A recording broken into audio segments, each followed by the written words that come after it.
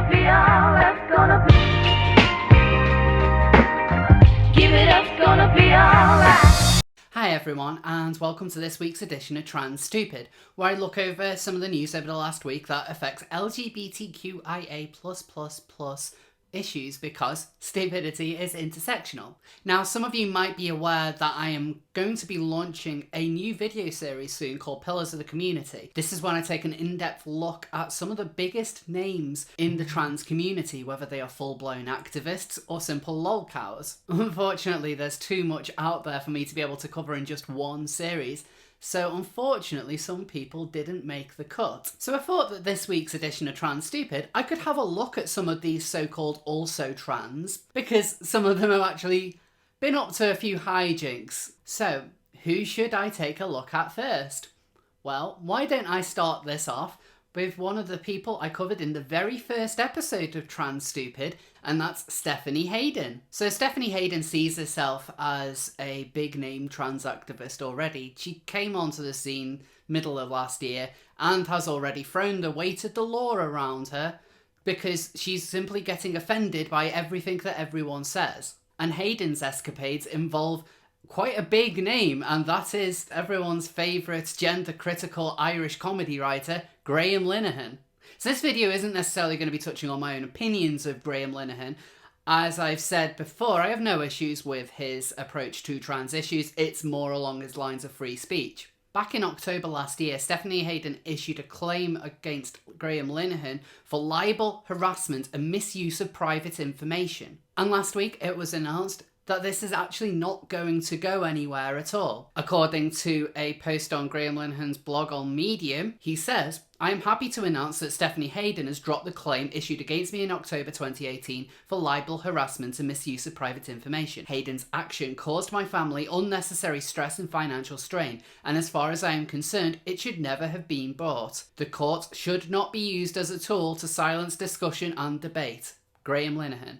In a tweet, Hayden confirmed she wasn't taking legal action anymore against Linehan, and saying that she can confirm he was only required to pay his own legal costs of $28,000. She says, "I had no legal costs of my own for him to pay. That's the advantage of having a qualifying law degree, professional legal qualifications, and years of practitioner experience.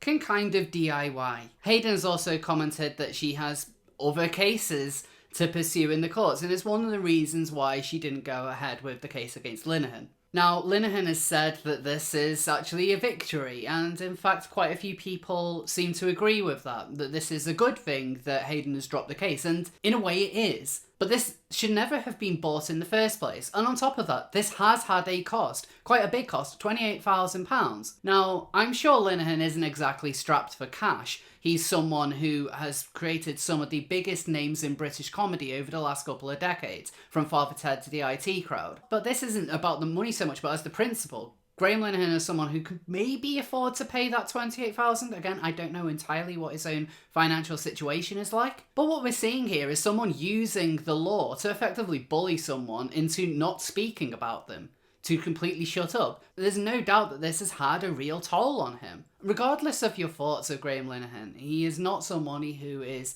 in favour of free speech. And if this kind of thing were to happen to someone that he was ideologically opposed to, I'm pretty confident in saying that he would actually be a supporter of it. But we need to be consistent here. Free speech is important regardless of who it is that's saying it. Legal action should never have been taken against Linehan. I don't actually think that he is transphobic whatsoever. As I've said, I don't have any issues with his views at all. But even if he was, so what? He's entitled to whatever opinions he wants to hold. And Hayden simply using the courts to try and shut people down like this is something which does need to be called out. Unfortunately, that's not likely to happen, as Hayden is friends with people like Adrian Harrop, who's actually quite a big fan of the whole shutting down of free speech through legal means, as he's pointed out on Twitter several times. Hayden just does not come across as a nice person. My own experiences of Hayden is that she isn't particularly friendly either. But with this, I am on Linehan's side. The courts should not be used as a tool to silence discussion and debate. And that goes for everyone. A GoFundMe was actually set up for Linehan following the revelation. He's decided that he doesn't want to accept that money, however, and he's putting it towards Vancouver Rape Relief. This is a charity that I discussed a couple of weeks ago, which had been defunded thanks to an activist called Morgane Oger. And she's the next person I'm going to be talking about today. Human Rights Tribunal orders Christian activist to pay Morgane Oger $55,000. What could have happened that's so bad it deserves $55,000 in damage? The BC Human Rights Tribunal has declared that a Christian activist must pay $55,000 to a prominent Vancouver trans activist. In a March 27 decision, Saskatchewan resident William Watcott was ordered to pay $35,000 to Morgane Oger as compensation for injury to her dignity, feelings and self-respect after he distributed 1,500 flyers designed to foil Oger's election bid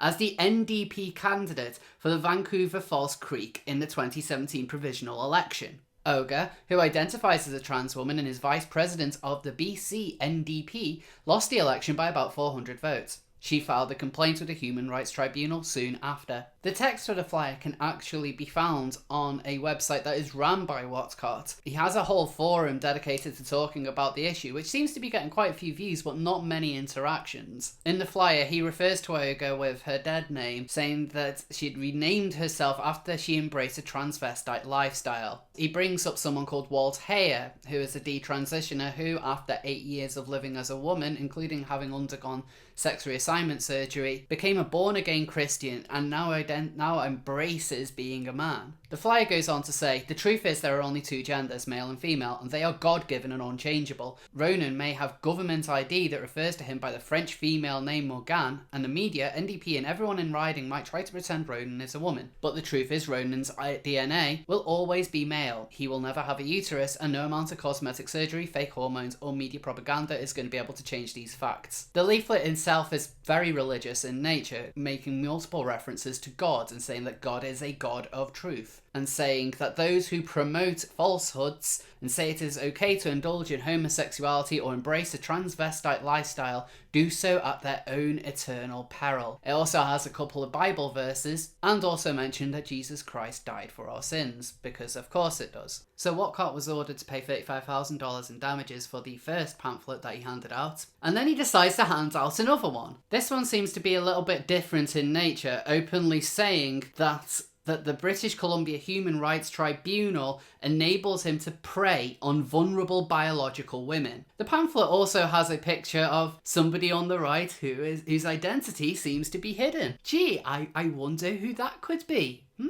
That might be interesting. Maybe you might find out in a couple of weeks. Who knows? In fact, the entire second pamphlet is focused on this JY. Watcott doesn't appear to be referring to Oger as someone who will prey on vulnerable biological women.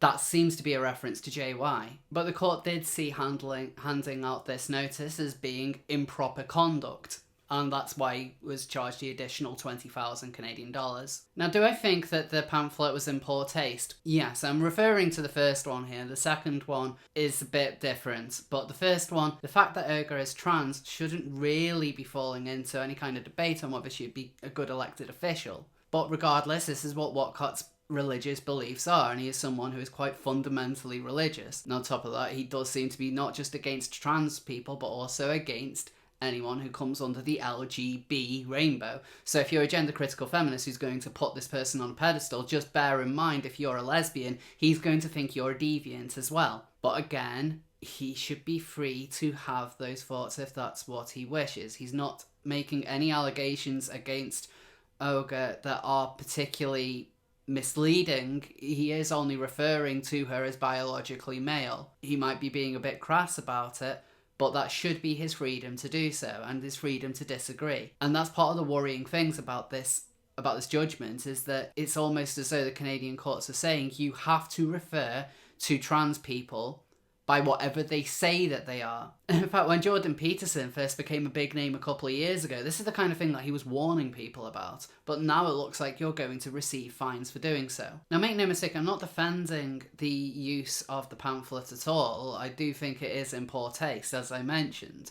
I'm just saying it shouldn't be a crime to do so. And the last big name trans that I want to talk about today is everyone's favourite trans athlete, Dr. Rachel McKinnon, who this week said that she wanted cis people to die in a grease fire.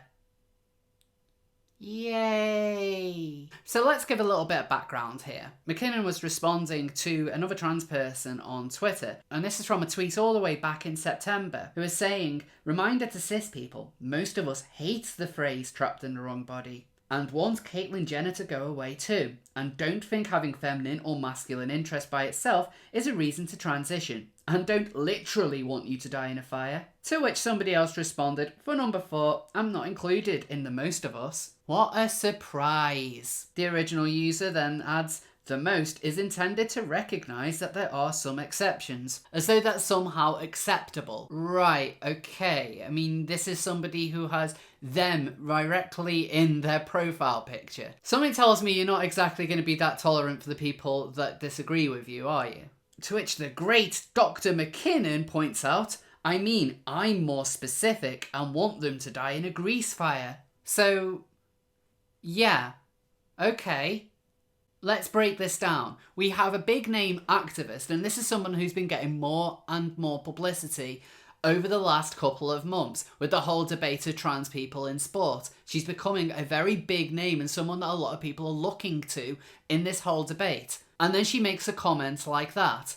Now, I'm not being funny, but a lot of people who were to make comments like that talking about any other group could potentially lose their jobs. The backlash against McKinnon was quite strong, but she was completely unrepentant, saying, "Pretty nifty how transphobes piled on and mass reported a joke about transphobes dying in a grease fire, such that I deleted it to mollify Twitter.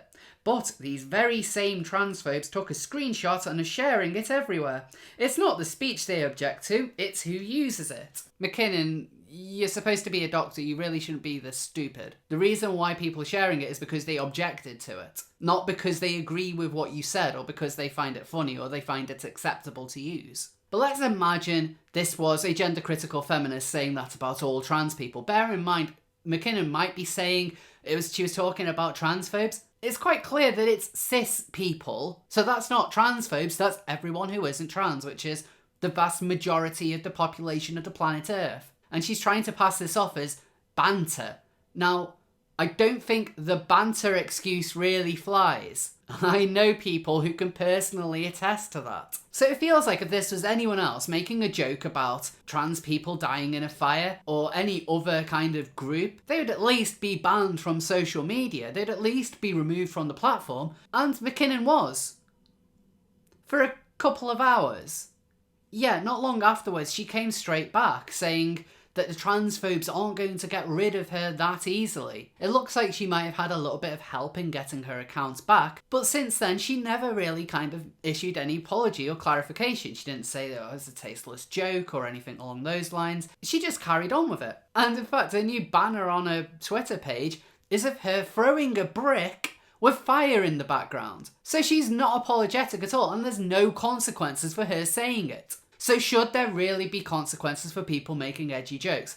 My platform has always been about free speech, and no.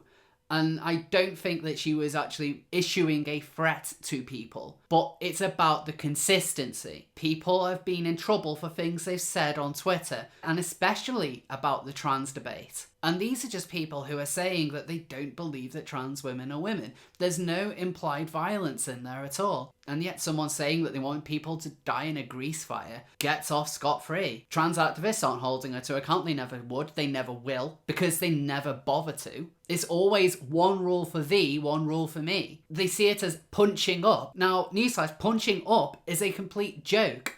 It says to me that you cannot act like an adult. If you would not accept someone using that language against you, you shouldn't use it yourself. But once again, this is Twitter showing who is allowed to say what and when. The fact that she can completely double down on it and boast about it, and this is going to have no impact on her career. How can you not see there's a double standard here? I'm not calling for her to be removed from social media. I want consistency. Why is it one group can get away with whatever they want to say, but the other is just instantly shut down the second they bring up anything which is a little bit uncomfortable? How can someone like Megan Murphy be banned for misgendering someone who couldn't even decide what name he or she wanted to use on the website. And yet Greasefire, that's fine, that's cool. McKinnon is becoming a bigger name in the movement. And unfortunately, the names that are being focused on by the media are not reasonable people. And the fact that she can have a banner as a flaming background with a brick,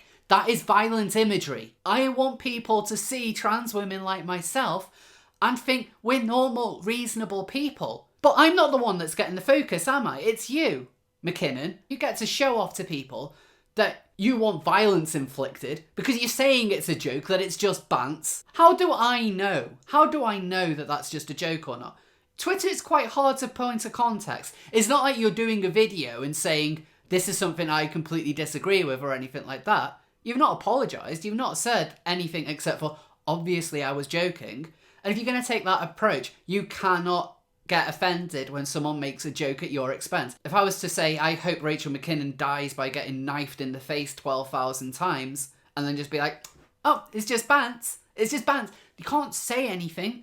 No, it's a horrible thing to say. And I'd probably rightly get dragged for it. But this double standard is getting painful. And as McKinnon is becoming a bigger and bigger name, I do think we really need to take a look at who is getting put in the limelight from our community. So what do you think of the stories that I've covered this week? Is there anything in particular that I've missed out? Please let me know in the comments. Once again, thank you all for watching. If you want to follow me on Twitter or support me in any way, there's details down below. And I'll see you all next time. And a special thank you to Sarah and the rest of my supporters on Patreon and Subscribestar.